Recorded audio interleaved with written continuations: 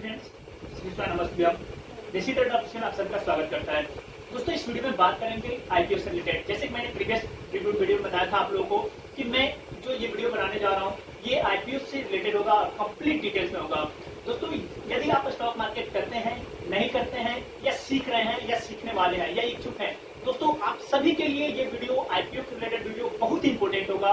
ठीक है, ये वीडियो मैं बताऊंगा कि मार्केट में जब शेयर लॉन्च होते हैं, ठीक है, या जब मार्केट में कोई भी कंपनी आती है, स्टॉक मार्केट में कोई भी नई कंपनी आती है, तो उसके क्या प्रोसेस होते हैं, हमें उसमें क्यों इन्वेस्ट करना चाहिए, क्यों नहीं करना चाहिए, क्या देख करके करना चाहिए, उसके फंडामेंटल्स, उसके मतलब प्रीवियस जो प्रॉफिट टैक्स वगैरह है, प्रॉफिट है वगैरह है, सारी चीजें हैं, बैलेंस शीट क्या है, इन्वेस्टर्स की जो भी मतलब शीट्स होती हैं, मतलब जो भी चार्ट्स होती हैं वो क्या है, तो ये सारी चीजें मैं आपको कंप्लीट डिटेल्स में बताऊंगा। ठीक है, सो दोस्तों मतलब इस वीडियो को लास्ट तक देखना, क्योंकि इसमें बहुत चीजें वैसी मिलने वाली हैं जो आपको किसी भी पेड ग्रुप में नहीं मिलेगा, किसी भी कोर्स में नहीं मिलेगा। ठीक है, वो चीजें आप ढूंढते रह जाएंगे, कहीं भी नहीं मिलेगा। सो इस वीडियो को अंत तक देखना, और यदि आपको ये वीडियो अच्छी लगे तो प्लीज वीडियो को लाइक कर देना, कमेंट कर देना, और अपनी मतलब जो भी जैसे भी आपको मतलब लगे उसके मुताबिक आप कमेंट कर देना। और हमारे चैनल को, यदि आप नए हो तो हमारे चैनल को सब्सक्राइब कर देना।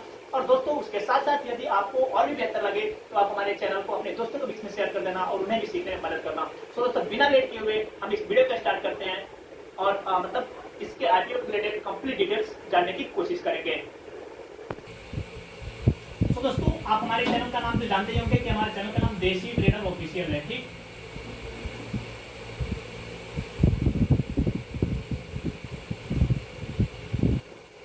ये दोस्तों हमारे चैनल का नाम है। इसके साथ साथ हम बात चीज की रिगार्डिंग करने वाले हैं, वो क्या है, आईपीओ। ठीक,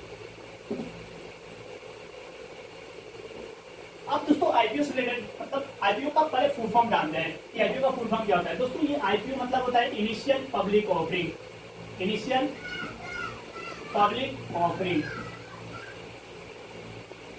ठीक, दैट मीन्स कि कोई भी कंपनी जब मार्केट में आती है तो वो अपने शेयर्स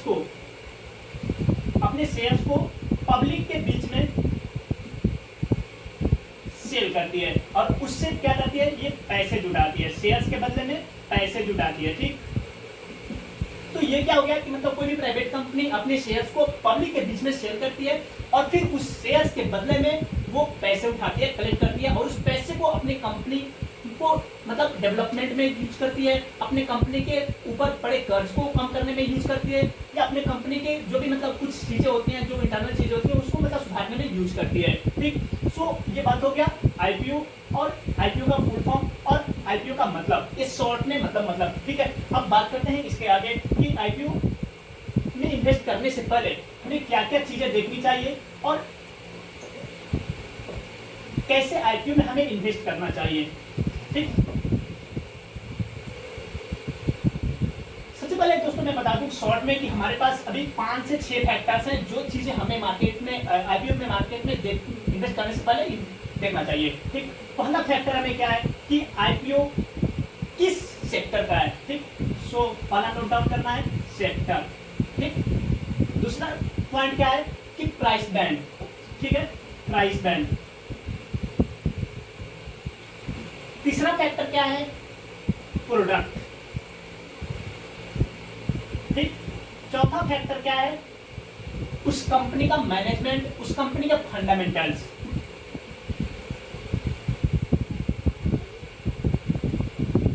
ठीक, पांचवा फैक्टर क्या है, उस कंपनी में इन्वेस्टर्स का बैलेंस शीट, ये प्रॉफिट आफ्टर टैक्स, ये मतलब पैट वगैरह चीजें। ठीक, पैट बोल लो। ठीक, छठा फैक्टर क्या है कि उस कंपनी का जो भी है, उस कंपनी का बैलेंस शीट कैसा है। ठीक,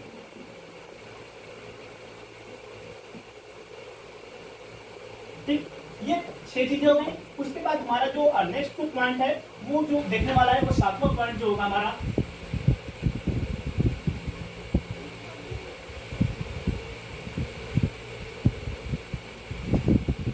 सातवां जो पॉइंट है वो हमारा है उस कंपनी की मतलब क्या मार्केट में क्या हलचल है, मार्केट में क्या शांत से चल रही है, या जैसे भी मतलब आईपीओ का क्या मतलब बोलबाला है, ये सारी चीजें देखना है। दैट मीन्स कि शोरगुल वगैरह। ठीक है,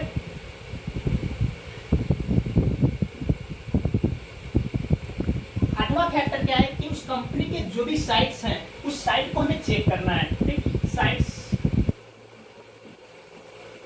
या डोमेन,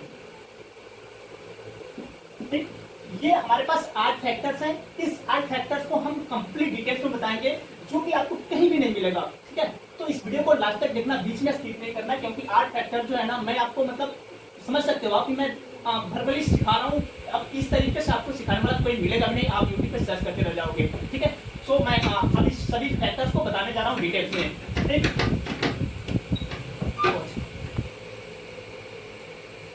दोस्तों अब हम पहला फैक्टर स्टार्ट करते हैं, ठीक है। और ये पहला फैक्टर जो हमारा होगा वो हमारा होगा कि मतलब आईपीओ में जो भी है उसका आईपीओ का प्रोडक्ट का, ठीक है। मैं थोड़ा सा इधर उधर हो सकता है मिसमैचिंग, उससे मतलब ज्यादा फैक्टर नहीं कर मतलब मायने नहीं रखता है, ठीक है। मैं हर एक पॉइंट्स मेंशन करूंगा, सो इधर उधर हो सकता है, उसमें कोई दिक्कत नहीं है। पहला क्या है कि हमारा प्रोडक्ट, चलो सेक्टर का ही बात करते हैं कि सेक्टर क्या है। अब सेक्टर के बारे में मैं समझाता हूं, जैसे कि आप समझ लो कि पतंजलि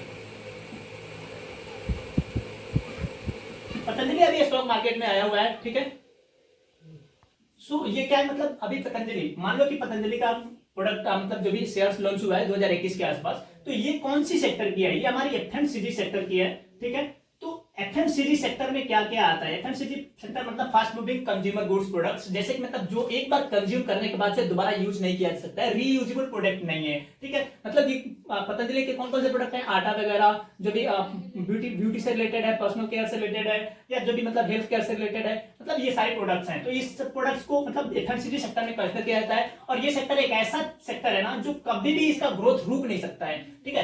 तो सेक्टर का मतलब हो गया कि ये सेक्टर एफएमसीजी का हो गया। एक होता है आईटी सेक्टर होता है, एक क्या होता है फार्मा सेक्टर, ठीक। तो ये सारे सेक्टर्स बनाए गए हैं, बैंकिंग सेक्टर, ठीक, प्राइवेट बैंक सेक्टर, ठीक, उसके साथ साथ एनर्जी सेक्टर, तो ये सेक्टर्स हैं, ठीक। और इस सभी सेक्टर्स में से मतलब ये क्या है कि पतंजलि क्या कौन से सेक्टर का है, एफएमसीजी सेक्टर का है, और एफएमसीजी का मैंने डिस्कस कर दिया, ठीक। तो ये मैटर करता है कि आईपीओ कौन से सेक्टर का है। आईपीओ का सेक्टर चेक करना पड़ता है कि यदि आईपीओ में जो भी कंपनी आ रही है तो वो ला रही है, वो कंपनी का अगर सेक्टर अगर एफएमसीजी है, दैट मींस कि रीयूजेबल प्रोडक्ट नहीं ला रही है। जैसे कैंपस का मान लो, कैंपस का जूता आप दोबारा यूज नहीं कर सकते, दैट मींस कि वो अब एक बार यूज कर लोगे तो दोबारा आपको फिर से खरीदने जाना पड़ेगा।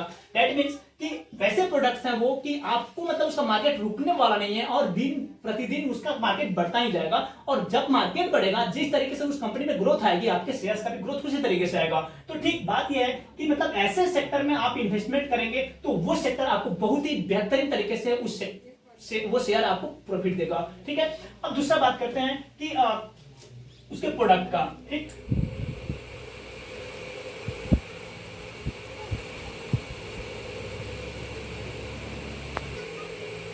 अब दूसरा फैक्टर क्या है कि दूसरा फैक्टर हमारा है प्रोडक्ट का, ठीक।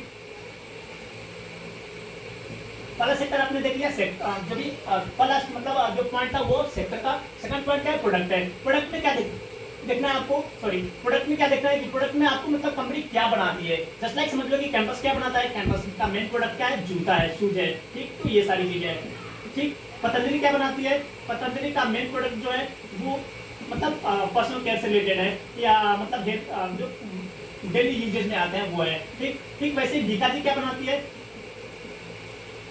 बीकाजी भुजिया नाम से फेमस है, ठीक। तो ये क्या हो गया कि ये आपका प्रोडक्ट हो गया, ठीक। तो ये प्रोडक्ट देखना होता है कि ये प्रोडक्ट जो भी बना रही है वो प्रोडक्ट आपके आसपास के लोग मतलब यूज कर रहे हैं, आप खुद उस प्रोडक्ट को यूज कर रहे हैं या नहीं कर रहे हैं। तो ये मस्ट इंपोर्टेंट फैक्टर होता है किसी भी आईपीओ में इन्वेस्ट करने से पहले, ठीक। ये सेकंड पॉइंट हो गया। थर्ड पॉइंट क्या हुआ कि थर्ड पॉइंट आपको उस कंपनी का प्राइस बैंड चेक करना पड़ता है।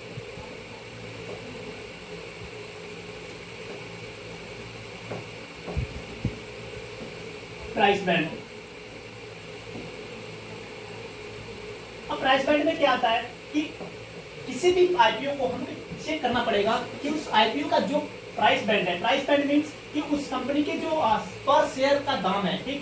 पर शेयर का दाम 200 से 250 से ज्यादा नहीं होना चाहिए, 200 से 250 इसके ज्यादा नहीं होना चाहिए। दैट मीन्स कि अगर इस कंपनी के किसी भी कंपनी के जो आईपीओ ला रही है उस कंपनी के एक शेयर का दाम अगर 200 से 250 के बीच रखा गया है या 200 से मतलब 250 के ऊपर या नीचे मतलब ज्यादा या कम रखा गया है तो आपको उस कंपनी के आईपीओ में इन्वेस्टमेंट नहीं करना चाहिए। ठीक है, मेरी अपनी राय है और ये बहुत ही इंपॉर्टेंट फैक्टर है, मैंने जो 4 साल में एनालाइज किया है। ठीक, अच्छा दूसरा फैक्टर क्या है कि अगर आपको ऐसे कंपनी में अगर कुछ ऐसी भी कंपनीज हैं जो मतलब क्या है कि मतलब वो छोटे प्राइस की भी होती हैं, ठीक, छोटे प्राइस की भी होती हैं, मे भी कि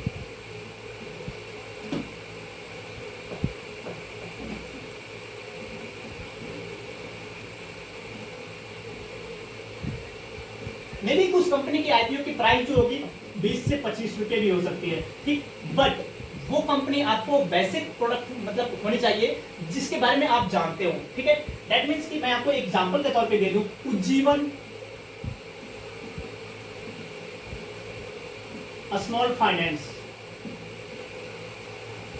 ठीक, तो ये एक ऐसा कंपनी है ना जो जिसका प्राइस बैंड अभी 25 रुपए का था, अभी आईपीओ नया लॉन्च हुआ है अभी। ठीक है, लेकिन इसका प्राइस का जो दाम था मतलब ठीक है ये जिसका जो शेयर का प्राइस था वो 20 से 25 रुपए का प्राइस बैंड रखा गया था। ठीक, और लेकिन ये कंपनी हम लोग जानते हैं, सभी लोग जानते हैं कि उज्जीवन स्मॉल फाइनेंस बैंक अभी क्या है, तो ये क्या है ना कि उज्जीवन स्मॉल फाइनेंस बैंक एक ऐसा मतलब अभी फाइनेंशियल सेक्टर की एक है जो बैंकिंग सेक्टर का भी बोल सकते हो या फाइनेंशियल दोनों सेक्टर में आता है। ठीक, तो ये क्या है कि इसका प्राइस बैंड केवल और 20 रुपए से 25 रुपए के बीच में था, लेकिन ये कंपनी क्या है कि अभी छोटे छोटे जगहों पे मतलब काफी मतलब डाउनग्रेडेड पीपल या मतलब जो भी है मतलब मिडिल क्लास के फैमिलीज को मतलब घर घर जाकर के ये मतलब क्या है ग्रुप में लोन दे रही है। तो ये क्या है ना कि इससे क्या हो रहा है कि अभी ये कंपनी में काफी ज्यादा लोन वगैरह की जो काम चल रहा है ना बहुत ही फास्ट चल रहा है और इसके इम्प्लॉय जो है सारी चीजें काफी मतलब बेहतरीन तरीके से चल रही है, जिसकी वजह से इस कंपनी का आईपीओ का प्राइस बैंड भले ही 20 रुपए से 25 रुपए था, बट इस कंपनी का जो मतलब अभी लिस्टिंग जो हुआ है ना ये इस कंपनी का जो भी मतलब है वो अभी सभी बैलेंस शीट या जो भी मतलब चीजें हैं इससे रिलेटेड वो काफी बेहतरीन थी, जिसकी वजह से इस कंपनी का प्राइस बैंड भले ही 20 से 25 रुपए था, लेकिन इस कंपनी की लिस्टिंग 52 रुपए के आसपास हुई है। समझ सकते हैं कि मतलब कोई कंपनी आईपीओ ला रही है और वो कंपनी का आईपीओ मतलब आप इन्वेस्ट करें आज और 7 दिन के बाद 6 से 7 दिन के बाद अगर उस कंपनी की शेयर्स की लिस्टिंग हो रही है उस दिन आपको आपके प्राइस का जो भी रुपए लगे हैं 15,000 मिनिमम होते हैं, 14,000 मिनिमम इसके एक लॉट का होता है, वो सारी चीजें मैं आपको डिटेल्स में बता दूंगा आगे। ठीक, तो ये क्या है ना कि वो आपको सीधा 2 गुना फायदे हो रहे हैं आपको 6 से 7 दिन में और डायरेक्टली आप उस दिन बेच सकते हैं। ठीक, तो ये होगा प्राइस बैंड से रिलेटेड। थर्ड पॉइंट मैं आपको बताने जा रहा हूँ, वो थर्ड पॉइंट जो है कि उस कंपनी की मतलब हलचल, ठीक है, हलचल या बोलचाल या जो भी है मार्केट में, तो ये हल्ला गुल्ला जो होता है ना वो सारी पॉइंट्स जो होती है मतलब उसको इग्नोर करके चलना पड़ता है। ठीक है, तो मैं आपको इसे शॉर्ट में समझाता हूँ ये चीज कि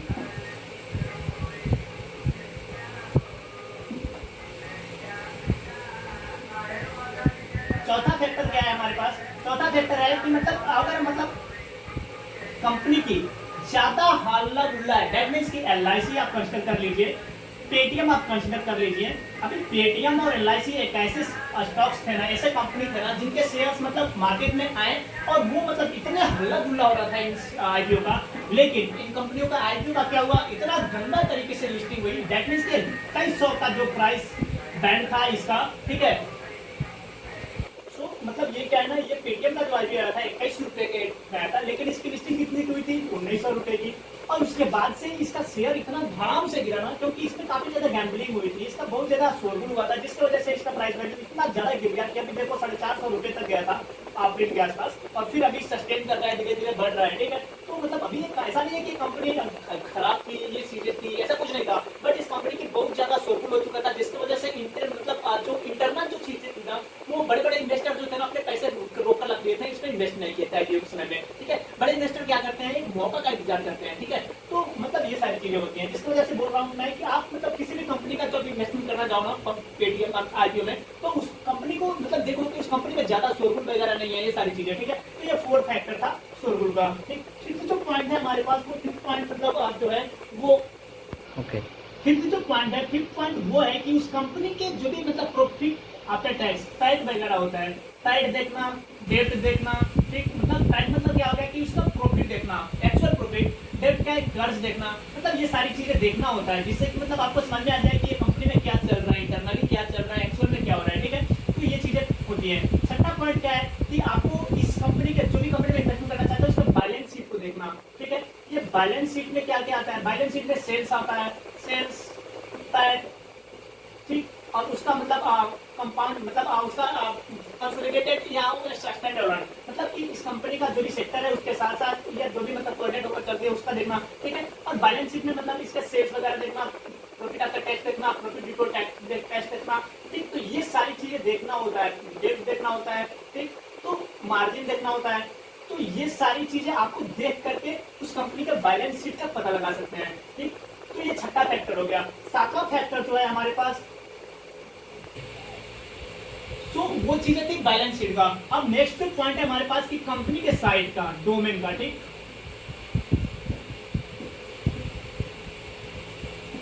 डोमेन में क्या है कि जो भी कंपनी आईपीओ ला रही है, मान लो कि छोटी मोटी है, आप जानते हो नहीं जानते हो, ठीक है, तो उसको मतलब साइट को चेक करने के लिए आपको वो देखना पड़ेगा कि उस कंपनी का जो साइट है ना, डोमेन है ना, ठीक। तो वो डोमेन में आप देख रहे होगे कि ऐसा लिखा होता है, कोई भी साइट खोलोगे तो आपको ऐसा लिखा रहेगा, ठीक। तो इसमें क्या है ना, सॉरी /https://www, मान लो कि मतलब कंपनी का नाम धारनी है, ठीक है, या जो कुछ भी है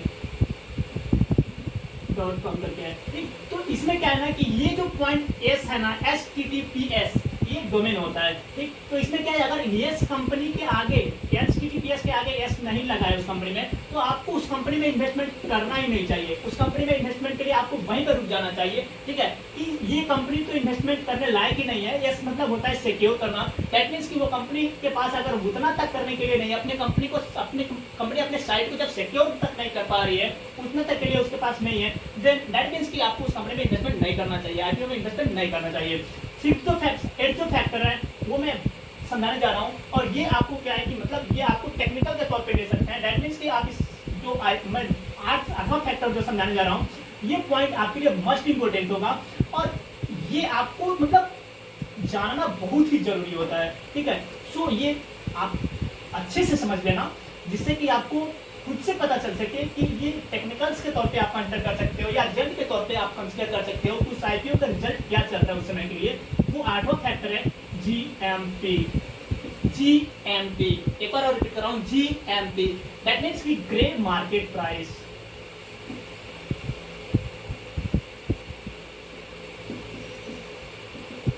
grey market price, grey market price क्या हो गया कि ये ना बताता है कि कंपनी में क्या सब्सक्रिप्शंस हैं, क्या कंपनी की हालचाल है। दैट मीन्स कि अगर कंपनी का प्राइस बैंड अगर 100 रुपया होने जा रहा है और ये कंपनी का जो GMP है वो 5 रुपया है, दैट मीन्स कि इस कंपनी के जो लिस्टिंग होगी, जितने भी दिन बाकी होंगे उस दिन को कंसिडर करके किया जाएगा। तो ये कंपनी की लिस्टिंग जो होगी मतलब कि आपको 105 रुपये की होगी, मतलब 5 रुपये आपको मुनाफे मिल रहे होंगे पर शेयर, ठीक है। अगर इस कंपनी का मान लो कि 140 शेयर्स हैं एक लॉट में, तो मतलब कि आपको 140 से आप मल्टीप्लाई कर दो 5 में, मतलब 14 5 70, 700 रुपये आपको मुनाफे मिल रहे होंगे, ठीक। वैसे ही अगर मान लो कि किसी कंपनी के आईपीओ का प्राइस बैंड अभी मान लो कि 200 रुपये है, ठीक,